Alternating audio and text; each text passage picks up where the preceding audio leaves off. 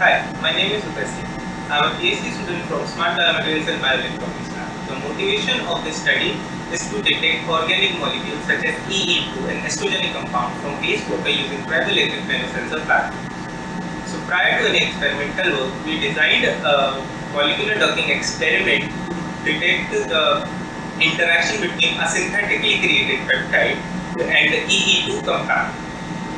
We used parameters such as pi-pi-stacking and hydrophobic interactions between them to detect the binding affinity between them. As you can see from the picture, the peptide has been shown in blue color and the EE2 compound in orange color, while the stacking between them shows a hydrogen bond formation between them. The conformation shows that the synthetically created peptide had a high binding affinity with the EE2 compound and can be used to employed on any biosensor platforms.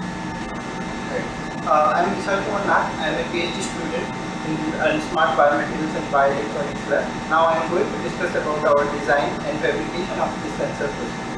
And here, the first we put the copper electrode onto the glass slides, and further we put the peptide functionalized gold nanoparticles on those copper electrodes. That it will be helping to detect the targeted molecule. Further, the whole system is being covered with the PDMS and leaving behind a small channel where we will flow our analyte that contains the E2 molecules in it. And herein we are targeting to make a low cost and reliable sensor that we can detect this organic waste and also these organic molecules in a real time manner. Hello, my name is Abdullah and I am a master student in the Smart Biomaterials and Bioelectronics lab. And today I'm going to talk about the working mechanism of our sensor. So our sensor is composed of a microfluidic channel which in it a water droplet is going to pass. Now this water droplet is going to pass over a copper electrode that is coated with peptides and gold nanoparticles. Now the binding between the EE2 in the water sample and the peptides in the peptide layer is going to cause a difference in the amount of charges that will be exchanged between the water droplet and the peptide layer. This will actually cause the voltage between the copper electrode and ground once the water droplet separates from the peptide layer to change, and we can thus use that to measure the concentration of EE2 in the water sample that has passed over the peptide layer.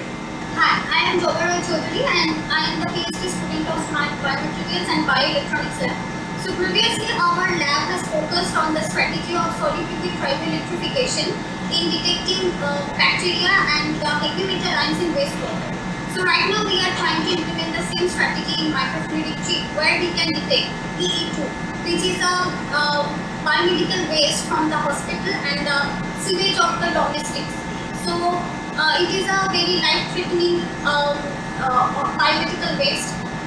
So National Diamond University and our lab is actively contributing towards the global sustainability goals towards this strategy.